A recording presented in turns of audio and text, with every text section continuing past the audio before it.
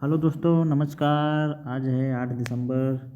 तो आज मेरा बर्थडे भी है, जो कि हमारे जो कागज़ का जो बर्थडे है आज मेरा 8 दिसंबर के दिन आज मेरा बर्थडे है, जन्मदिन है। तो आप लोगों की आशीर्वाद का कांक्षी हूँ। तो चलिए शुरुआत करते हैं आज के पहले सवाल से। जी हाँ, आज का पहला सवाल हम लोग देखेंगे कि आरबीआई ने रेपो रेट में कितनी फीसदी की कटौती की है। जी हाँ, अभी मौद्रिक नीति की समीक्षा हुई है, जिसमें आरबीआई ने रेपो रेट के दर में कटौती की है। तो आइए इसके ऑप्शन देख लेते हैं। Option number A 0.25%, option number B 0.35%, option number C 0.30%, option number D 0.50%। इसका राइट आंसर होगा ऑप्शन नंबर ए 0.25%। जी हाँ, आइए इसकी व्याख्या हम लोग पढ़ लेते हैं अगली स्लाइड पे।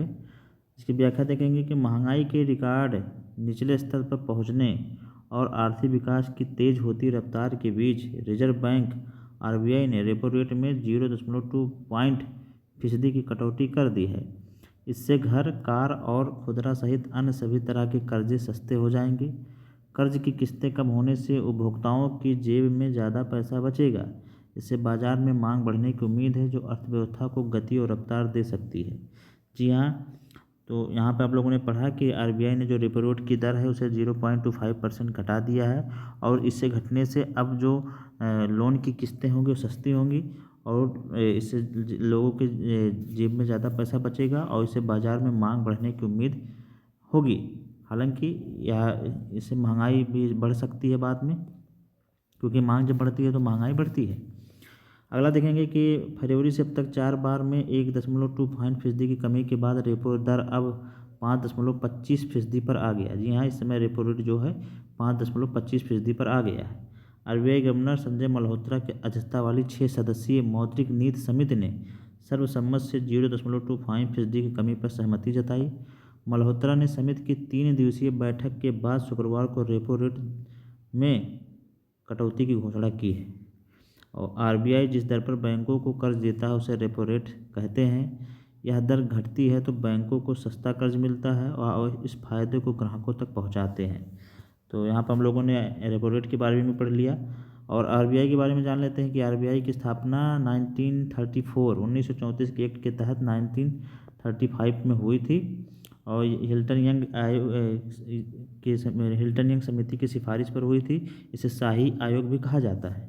और इसके जो पहले जो अध्यक्ष थे, इसके गवर्नर थे ब्रिटिश काल में ऑसबोर्न स्मिथ थे, और भारत जब आज़ाद हुआ उसके बाद सीडी देशमुख जी बने थे। तो यहाँ पर हम लोगों ने आरबीआई के बारे में भी जान लिया। और आरबीआई जो होती है मौद्रिक नीति की समीक्षा हर 2 माह पे करती है। साल में 6 बार इसकी समीक्षा होती है, जहाँ पर रेपो रेट के दरों को यहाँ पर उस पर डिस्कस किया जाता है। तो हम लोगों ने पहला क्वेश्चन देख लिया। अब हम लोग चलेंगे आज के दूसरे सवाल पे। दूसरा सवाल देखेंगे कि संयुक्त युद्ध अभ्यास हरिमऊ शक्ति किन देशों के बीच हुआ। आइए इसके ऑप्शन देख लेते हैं। Option number A Bharat Australia, option number B Bharat Malaysia, option number C Bharat Maldives, option number D Bharat Britain. तो इसका राइट आंसर होगा option number B Bharat Malaysia. जी हाँ, हरिमऊ शक्ति अभ्यास भारत और मलेशिया के बीच हुआ। आइए इसकी व्याख्या हम लोग पढ़ेंगे अगले स्लाइड पे। भारत और मलेशिया ने संयुक्त सैन्य अभ्यास हरिमऊ शक्ति के 5वें संस्करण की शुरुआत राजस्थान के महाजन फील्ड फायरिंग रेंज में की है। जी हाँ, इसका कौन सा संस्करण है? 5वां संस्करण। इसे याद रखेंगे। कहाँ हुआ? राजस्थान के महाजन फील्ड फायरिंग रेंज में। यह अभ्यास 5 से 18 दिसंबर 2025 तक आयोजित किया जा रहा है। 2 सप्ताह तक चलने वाले सैन्य अभ्यास उप पारंपरिक अभियानों में अंतर संचालनीयता, समन्वय, सामरिक कौशल बढ़ाने पर केंद्रित है। विशेष रूप से संयुक्त राष्ट्र के अध्याय 7 के तहत किए जाने वाले अभियानों में है। हरिमऊ शक्ति जो अभ्यास है यह भारत और मलेशिया सेनाओं के बीच 2012 से, जी हाँ ये भी हम लोग याद रखेंगे, यह 2012 से किया जा रहा है। एक वार्षिक द्विपक्षीय सैन्य अभ्यास है। पहले यह अभ्यास घने जंगलों में किया जाता था। जी हाँ, पहले अभ्यास जो घने जंगलों में किया था, लेकिन इस बार पहली बार यह रेगिस्तानी क्षेत्र में किया जा रहा है, जिसमें भारतीय सेना की तरफ से डोगरा रेजिमेंट तथा मलेशिया के रॉयल मलेशिया आर्मी की 50वीं बटालियन शामिल है। तो यहाँ पर हम लोगों ने यहाँ इतने फैक्ट पढ़ लिए। तो इसमें आप लोग याद रखेंगे कि डोगरा रेजिमेंट इसमें शामिल हुआ भारत की तरफ से। मलेशिया की तरफ से रॉयल मलेशिया आर्मी की 50वीं बटालियन शामिल हुई। और यह जो अभ्यास है 2012 से किया जा रहा है। पहले यह घने जंगल में होता था, लेकिन इस बार इसे रेगिस्तानी क्षेत्र के राजस्थान के महाजन फील्ड में किया जा रहा है। और यह हरिमऊ शक्ति अभ्यास का 5वां संस्करण है और यह 5 से 18 दिसंबर तक हो रहा है। आइए कुछ हाल ही में जब भी कुछ युद्धाभ्यास हुए हैं उनके बारे में भी हम लोग पढ़ लेते हैं। एक्वेरियन युद्धाभ्यास जो कि भारत मालदीव के बीच हुआ, यह केरल में हुआ था, तिरुवनंतपुरम में। फिर मित्र शक्ति अभ्यास जो कि भारत और श्रीलंका के बीच हुआ, यह कर्नाटक के बेलगावी में हुआ, इसे भी आप लोग याद रखेंगे। अजय वारियर युद्धाभ्यास जो कि भारत और ब्रिटेन के बीच हुआ, यह राजस्थान के महाजन फील्ड में अभी हाल ही में समाप्त हुआ है। सूर्यकिरण युद्धाभ्यास का 19वां संस्करण जो कि यह हमारे पिथौरागढ़ यूके में हुआ, भारत और नेपाल के साथ हुआ था। तो इतना ये सभी युद्धाभ्यास अभी हाल ही में हुए हैं जिनके बारे में हम लोग याद रखेंगे। ऐसे क्वेश्चन हमारे एग्जाम में डायरेक्ट पूछ लिए जाते हैं, तो इसे आप लोग याद रखेंगे। फिर हम लोग चलेंगे आज के अगले क्वेश्चन पे। आज का अगला क्वेश्चन, तीसरा क्वेश्चन हम लोग डिस्कस करेंगे। अगला देखेंगे कि अर्थ समिट 2025 का उद्घाटन कहाँ हुआ। जी हाँ, अर्थ समिट 2025 का उद्घाटन कहाँ हुआ। आइए इसके ऑप्शन देख लेते हैं। Option number A Gandhinagar, option number B Hyderabad, option number C Lucknow, option number D Jamnagar. तो इसका राइट आंसर होगा option number A Gandhinagar Gujarat. जी हाँ, अर्थ समिट 2025 का उद्घाटन गांधीनगर गुजरात में हुआ। आइए इसकी व्याख्या हम लोग पढ़ेंगे अगले स्लाइड पे। केंद्रीय गृह सहकारिता मंत्री अमित शाह ने 5 दिसंबर 2025 को गांधीनगर गुजरात में अर्थ समिट 2025 का उद्घाटन किया। समिट के साथ ही उन्होंने सहकार सारथी पहल के तहत 13 से अधिक सेवाओं उत्पादों की शुरुआत की, जो भारत के सहकारी और ग्रामीण बैंकिंग सेक्टर को आधुनिक बनाने और ग्रामीण अर्थव्यवस्था को सशक्त करने की दिशा में एक महत्वपूर्ण कदम है। अर्थ समिट एक राष्ट्रीय स्तर की श्रृंखला है, यह इसका दूसरा संस्करण है, जिसका उद्देश्य कृषि, पशुपालन, सहकारिता, ग्रामीण क्षेत्र से जुड़े मुद्दों पर नीतिगत संवाद समाधान तैयार करना है। तीसरा व अंतिम समिट अगले वर्ष दिल्ली में आयोजित होगा, जहां एक व्यापक नीति ढांचा पेश किया जाएगा। तो यहाँ पर हम लोगों ने पढ़ लिया कि यह जो अर्थ समिट है यह इसका दूसरा संस्करण था और अगला संस्करण इसका अंतिम संस्करण जो नई दिल्ली में आयोजित होगा। और इसमें यह गांधीनगर गुजरात में हुआ और इसके साथ सहकार सारथी पहल को भी इसमें लॉन्च किया गया। तो अर्थ समिट जो है एक राष्ट्रीय स्तर की श्रृंखला है, यह इसका दूसरा संस्करण है। सहकार सारथी जो है नाबार्ड और सहकारिता मंत्रालय की संयुक्त पहल है। इसका उद्देश्य ग्रामीण सहकारी बैंकों और सहकारी संस्थाओं से जुड़े बैंकों के लिए एकीकृत डिजिटल ढांचा प्रदान करना है, ताकि यह सब बैंक भी वाणिज्यिक बैंकों जैसी अत्याधुनिक तकनीक पर काम कर सकें। इस समिट में कुल 13 डिजिटल टूल्स लॉन्च किए गए हैं। जी हाँ, तो हम लोग जानेंगे कि सहकारिता के से जुड़ा यह सवाल था और केंद्रीय सहकारिता मंत्री हमारे अमित शाह जी हैं। सहकारिता विश्वविद्यालय की बात करें तो यह भी हमारे गुजरात में है। सहकारिता विश्वविद्यालय जो है हमारे गुजरात में है और सहकारिता से संबंधित हमारे अनुच्छेद में 2-3 आर्टिकल भी हैं जिसे आप लोग जानते होंगे, जो कि 97वां संविधान संशोधन हुआ था एक आर्टिकल, बाकी 19 में भी हमारे सहकारिता से संबंधित है। फिर बाकी 43B में भी हमारा जो है वो सहकारिता से संबंधित आर्टिकल है, तो इसे भी हम लोग थोड़ा याद रखेंगे। और अंतर्राष्ट्रीय सहकारिता वर्ष भी मनाया गया है 2025 को, ये भी हम लोग याद रखेंगे कि अंतर्राष्ट्रीय सहकारिता दिवस 2025 को मनाया गया। तो यहाँ पर हम लोगों ने तीसरा क्वेश्चन डिस्कस कर लिया। अब हम चलेंगे आज के अगले सवाल पर, चौथे क्वेश्चन पे। चौथा क्वेश्चन देखेंगे कि NCCN की चीफ मेडिकल ऑफिसर किसे बनाया गया है। इसके ऑप्शन देख लेते हैं। Option number A doctor Renuka Iyer, doctor B option number B doctor Soumya Swaminathan, option number C doctor Venugopal, option number D doctor Mansukh Mandaviya. तो इसका राइट आंसर होगा डॉक्टर रेणुका अय्यर। आइए इसकी व्याख्या हम लोग पढ़ते हैं अगले स्लाइड पे। डॉक्टर रेणुका अय्यर को national comprehensive cancer network NCCN का नया मुख्य चिकित्सा अधिकारी CMO नियुक्त किया गया है। उनकी नियुक्ति 26 फरवरी 2026 से प्रभावी होगी। यह नियुक्ति उसी संगठन के नेतृत्व में एक बड़े बदलाव को दर्शाती है जो दुनिया भर में अपने प्रमाणिक और मानक निर्धारक कैंसर उपचार दिशा निर्देशों के लिए जाना जाता है। डॉक्टर अय्यर एक प्रतिष्ठित ऑन्कोलॉजिस्ट, जी हाँ ऑन्कोलॉजिस्ट जो कि कैंसर स्पेशलिस्ट होते हैं उनको बोला जाता है, जिनके पास एकेडमिक चिकित्सा अनुसंधान और नैदानिक अभ्यास में 20 से अधिक वर्षों का अनुभव है और विशेष रूप से गैस्ट्रोइंटेस्टाइनल कैंसर, खासकर दुर्लभ ट्यूमर के क्षेत्र में अपने काम के लिए जानी जाती हैं और कैंसर उपचार दिशा निर्देशों तथा चिकित्सा शिक्षा में उनका योगदान उल्लेखनीय है। Cancer comprehensive cancer network NCCN America के प्रमुख कैंसर केंद्रों का एक गैर लाभकारी गठबंधन है। यह संस्था वैश्विक स्तर पर 90 क्लिनिकल प्रैक्टिस गाइडलाइनों के प्रकाशन रखरखाव के लिए जानी जाती है। इन दिशा निर्देशों का उपयोग स्वास्थ्य पेशेवर उच्च गुणवत्ता साक्ष्य आधारित कैंसर देखभाल सुनिश्चित करने के लिए करते हैं। तो यहाँ पर हम लोगों ने पढ़ लिया कि नेशनल कम्प्रिहेंसिव कैंसर नेटवर्क की जो नया CMO उनको नियुक्त किया गया मुख्य चिकित्सा अधिकारी हमारी डॉक्टर रेणुका अय्यर को। तो ये हम लोग याद रखेंगे। और कैंसर के बारे में जानते हैं, कैंसर जागरूकता दिवस जो कि 7 नवंबर को मनाया जाता है, तथा कैंसर दिवस जो है ये आप लोग बताइए कि इस कैंसर दिवस कब मनाया जाता है। हमारे कमेंट बॉक्स में बताएंगे कि राष्ट्रीय कैंसर दिवस कब मनाया जाता है। और कैंसर जागरूकता दिवस तो हमने बता दिया 7 नवंबर को, बाकी राष्ट्रीय कैंसर दिवस कब मनाया जाता है इसे आप लोग हमारे कमेंट बॉक्स में बताइएगा। चलिए अब हम लोग चलते हैं आज के वन लाइनर के फैक्ट पे। वन लाइनर फैक्ट में देखेंगे तो यहाँ पर हम लोग देखेंगे कि अंतर्राष्ट्रीय गीता महोत्सव निम्नलिखित शहर में आयोजित किया गया। तो हमारे कुरुक्षेत्र में जो कि हरियाणा में था, यहाँ पे आयोजित किया गया था। IUCN द्वारा प्राकृतिक विश्व धरोहर स्थलों में अच्छा रैंक प्राप्त करने वाला भारत का एकमात्र राष्ट्रीय उद्यान कौन सा है? तो राष्ट्रीय कंचनजंगा राष्ट्रीय उद्यान इसको मिला था।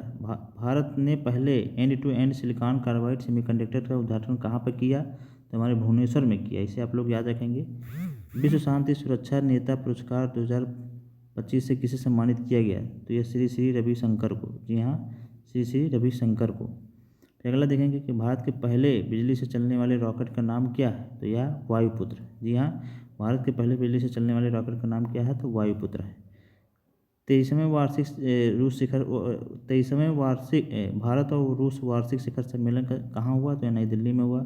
हाल ही में रूस के राष्ट्रपति जो व्लादिमीर पुतिन हैं भारत की यात्रा पे हैं और यह 23वें भारत रूस वार्षिक शिखर सम्मेलन में शामिल हुए हैं। अगला देखेंगे अमेरिका ने न्यू G20 सूची से किस देश को हटाकर पोलैंड को शामिल किया है? तो यह साउथ अफ्रीका को। जी हाँ, साउथ अफ्रीका को हटाकर उसने पोलैंड को न्यू G20 सूची देशों में शामिल कर लिया है। तो यहाँ पर हम लोगों ने वन लाइनर से सभी फैक्ट को देख लिए, डिस्कस कर लिए 7 क्वेश्चन को। अब हम लोग चलेंगे आज के स्टैटिक जीके के पॉइंट पे। आज के स्टैटिक जीके में हमने प्रमुख घास और उनके क्षेत्र को शामिल किया है। यहाँ पर देखेंगे कि कौन से घास के मैदान कहाँ पाए जाते हैं। तो सबसे पहले शुरुआत करेंगे प्रेरी घास के मैदान जो कि हमारे उत्तर अमेरिका में पाए जाते हैं। जी हाँ, प्रेरी घास के मैदान ये हमारे एग्जाम में डायरेक्ट पूछ लिया जाता है, मिलान के रूप में भी पूछ लिया जाता है। तो इसे आप लोग याद रखेंगे। अगला है डाउन्स जो है हमारे ऑस्ट्रेलिया में पाए जाते हैं। फिर अगला है पंपास घास के मैदान, ये हमारे ब्राज़ील में भी पाए जाते हैं तथा कुछ अर्जेंटीना में पाए जाते हैं और कुछ उरुग्वे क्षेत्र में भी पाए जाते हैं। तो इसे आप लोग याद रखेंगे। पंपास जो है ब्राज़ील, अर्जेंटीना, उरुग्वे तीनों क्षेत्रों में पाए जाते हैं। फिर अगला देखेंगे बेल्ट्स जो घास के मैदान है हमारे साउथ अफ्रीका में पाए जाते हैं। जी हाँ, बेल्ट्स घास के मैदान हमारे साउथ अफ्रीका में पाए जाते हैं। बाकी कैंटाबरी जो घास का मैदान है न्यूजीलैंड में पाया जाता है। जी हाँ, कैंटाबरी न्यूजीलैंड में पाया जाता है और न्यूजीलैंड का जो पक्षी क्यू भी वहाँ पाया जाता है। फिर अगला देखेंगे पुस्टाज जो है हमारे हंगरी में पाया जाता है। जी हाँ, पुस्टाज घास जो है हमारे हंगरी में। अगला देखेंगे सवाना जो है हमारे अफ्रीका में पाया जाता है। जी हाँ, सवाना अफ्रीका में। बेल्ट्स जो है साउथ अफ्रीका में। बाकी कंपोज जो है ये हमारे ब्राज़ील में पाया जाता है। जी हाँ, यहाँ कंपोज ब्राज़ील में पाया जाता है। बाकी पंपास भी हल्का ब्राज़ील में पाया जाता है। लानोस जो है वेनेजुएला में पाया जाता है। जी हाँ, लानोस घास के मैदान जो है वेनेजुएला में पाए जाते हैं।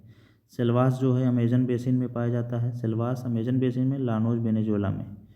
पटाना घास के मैदान ये हमारे श्रीलंका में पाए जाते हैं। जी हाँ, पटाना श्रीलंका में। बाकी पेदांग जो घास के मैदान है मलेशिया में। जी हाँ, पेदांग जो घास के मैदान है मलेशिया में। बाकी भारत में भी कुछ जैसे घाटियाँ पाई जाती हैं, गुलमर्ग, सोनमर्ग, ये सब हैं। तो ये सब के बारे में बाद में चर्चा करेंगे। यहाँ पर फिलहाल हमने विश्व के जो प्रमुख घास के मैदान हैं उनको हमने डिस्कस कर लिया। यहाँ से क्वेश्चन पूछे जाने की संभावना सबसे ज़्यादा होती है और पूछे भी जाते हैं। हर एग्ज़ाम में लगभग सभी ज़्यादातर एग्ज़ामों में यहाँ से डायरेक्ट क्वेश्चन पूछ लिए जाते हैं जो कि हमारे एग्ज़ाम के दृष्टिकोण से बहुत इंपॉर्टेंट होते हैं। तो इसे आप लोग एक बार 2 बार रट लीजिएगा जिससे आप लोगों को यह याद हो जाए। फिर अगला हम चलेंगे आज के लास्ट स्लाइड पे और आज देखेंगे कल का उत्तर। जी हाँ, कल का उत्तर यहाँ पर हम लोग भूल गए। तो हमने कल पूछा था कि बिहार में कितनी विधानसभा सीटें हैं। तो जी हाँ, बिहार में विधानसभा की सीट 243 हैं और वहाँ के राज्यपाल का नाम पूछा था तो मोहम्मद आरिफ खान जी हैं। जी हाँ, मोहम्मद आरिफ खान जी हैं। इसे आप लोग याद रख लिए और कई लोगों ने इसका आंसर भी दिया था कमेंट बॉक्स में, उनको बहुत बहुत बधाई। तो मोहम्मद आरिफ खान यहाँ के राज्यपाल और 243 यहाँ की विधानसभा सीट है। हाल ही में भी बिहार में विधानसभा चुनाव हुए जिसमें एनडीए ने भारी बहुमत के साथ फिर से सरकार बनाई है और नीतीश कुमार जी 10वीं बार वहाँ के सीएम बने हैं। और हाल ही में भी प्रेम कुमार जी को वहाँ का विधानसभा स्पीकर भी बनाया गया है। और एक कोई नारायण जी हैं, उनको वहाँ का प्रोटेम स्पीकर बनाया गया। जी हाँ, नारायण जी हैं जो, उनको प्रोटेम स्पीकर भी बनाया गया। तो इतना आप लोग बिहार से संबंधित फैक्ट को याद रखेंगे। और फिर हम लोग चलेंगे आज के क्वेश्चन ऑफ द डे में। और आज के क्वेश्चन ऑफ द डे में आपका सवाल है कि IUCN international union for conservation of nature की स्थापना कब हुई थी। जी हाँ, IUCN international union for conservation of nature की स्थापना कब हुई थी। इसके ऑप्शन देख लेते हैं। Option number A 1946, option number B 1947, option number C 1948, option number D 1949। तो इसका राइट आंसर आप लोग हमारे कमेंट बॉक्स में देंगे। कल के इसे आप लोग हमारे कमेंट बॉक्स में इसका उत्तर दीजिए। और तो आप लोगों को क्लास कैसी लगी आप लोग कमेंट करके अपनी राय ज़रूर दीजिए तथा हमारे इस चैनल को सब्सक्राइब कर लीजिए। ज़्यादा से ज़्यादा लोगों में इसे शेयर कीजिए। आप लोगों से हम्बल रिक्वेस्ट है कि हमारे इस चैनल को आप लोग सब्सक्राइब ज़रूर करें। आप लोग हमें सपोर्ट करें, आपके सपोर्ट की हमें ज़रूरत है। आपके सपोर्ट से ही हमें थोड़ा ताकत मिलेगी और हम और इससे अच्छा भी कंटेंट लेकर आप लोगों के सामने हाजिर होंगे। बाकी अगर कुछ आपको क्लास में कुछ आपको सुझाव देना है तो आप लोग हमारे कमेंट बॉक्स में दे सकते हैं। तो आप लोगों को यह क्लास कैसी लगी आप लोग अपना सुझाव हमारे कमेंट बॉक्स में ज़रूर दें।